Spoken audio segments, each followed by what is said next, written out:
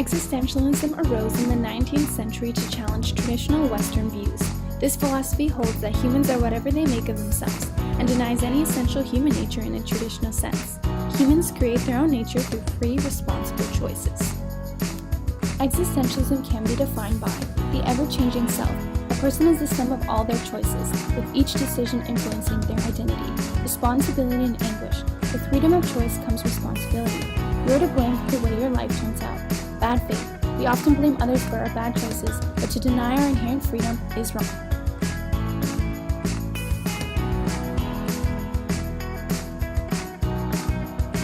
Existentialism is also a literary movement which arose in the mid-20th century. It's a way of analyzing text with the idea that each man or woman has the freedom to determine his or her own fate.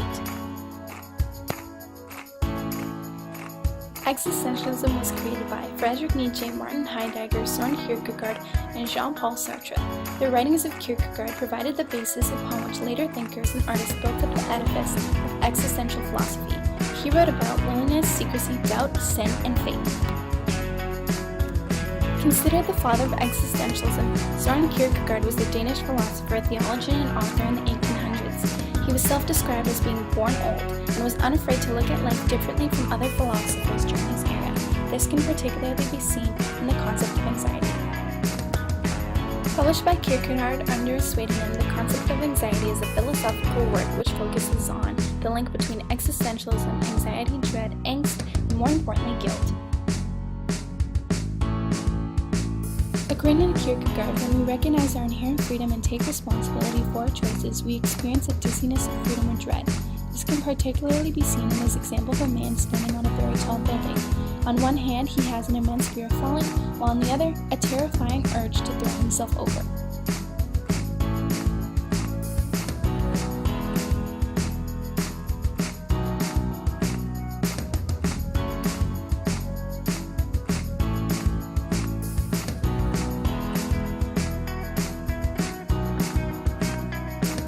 Another existentialist was Jean-Paul Sartre. He was not the first to introduce the idea, but he popularized the concept through his writings and lectures. His most notable book, Nausea, was published in 1938. It was intended to persuade other French citizens to take actions towards the Nazis. However, the book later became known for its themes of personal responsibility and freedom. Nausea centers around Antoine Roquetin, a historian living in Bouville. He started writing down his thoughts and feelings in a diary as he believes he is going mad. According to him, he has had a sort of mental sickness of late, or a sense of nausea. This feeling does not come from any particular source, but remains all day. Roquetin tries to distract himself with casual relationships with women and working on a history project. However, the feeling always returns. One day he gets a note from an old friend, Annie, who wants to catch up with him. For the first time, he finds the will to keep going, but when she arrives, she tells him she's found someone else. At the end of the book, Roquetin realizes that the sense of mental nausea he's been feeling is a side effect of the truth. The world is completely indifferent to humanity. All people are responsible for their choices, and there is no God to determine a higher purpose. We all must find our own meaning.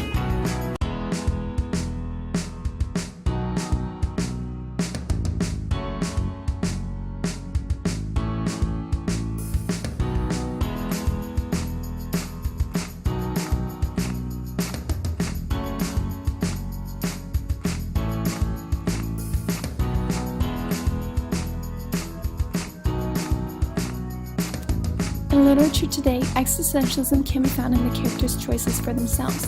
When Hamlet decides to hold his tongue, what does this say about his character or personality? How does it contribute to his actions or influence his relationships?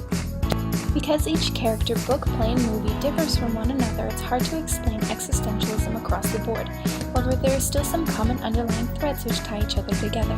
These 7 core themes are the importance of the individual, the importance of choice, anxiety, meanings and absurdities, authenticity, social criticisms, and personal relations.